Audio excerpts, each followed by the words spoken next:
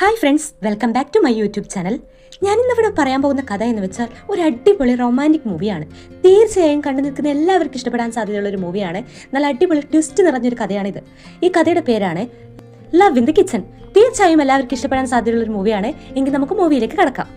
ഈ മൂവിയുടെ തുടക്കത്തിൽ തന്നെ ഹീറോയിൻ ഒരുപാട് വിഭവങ്ങൾ കുക്ക് ചെയ്യുന്നതാണ് കാണിക്കുന്നത്. അവൾ ഇത്രയും സന്തോഷത്തോടു കൂടി ഈ ഫുഡൊക്കെ ഉണ്ടാക്കുന്നത് ആർക്കാണെന്ന് വെച്ചാൽ അവളുടെ മാസ്റ്ററിന് വേണ്ടിയാണ്. മാസ്റ്റർ എന്ന് വെച്ചാൽ അവളുടെ ബോസിനെയാണ് അവൾ മാസ്റ്റർ എന്ന് വിളിക്കുന്നത്. ഈ കാറിൽ നിന്ന് ഇറങ്ങി വരുന്നതാണ് അവളുടെ മാസ്റ്റർ, അതായത് നമ്മുടെ ഈ കഥയിലെ ഹീറോ. ഹീറോയുടെ വീട്ടിലെ ജോലിക്കാരിയാണ് നമ്മുടെ ഹീറോയിൻ. ഹീറോ കാറിൽ നിന്ന് ഇറങ്ങി വരുമ്പോൾ തന്നെ കാണുന്നത് ഹീറോയുടെ സ്വന്തം കസിനും ഹീറോയിനും തമ്മിലുണ്ടാകുന്ന ഒരു ചെറിയ വഴക്കാണ്. ആ വഴക്കിന്റെ പേരിൽ അവർ അങ്ങോട്ടും ഇങ്ങോട്ടും പരസ്പരം അടിയായതിനു ശേഷം ഒരുപാട് പാത്രങ്ങളൊക്കെ താഴെ വീണ് പൊട്ടിയിരിക്കുന്നു.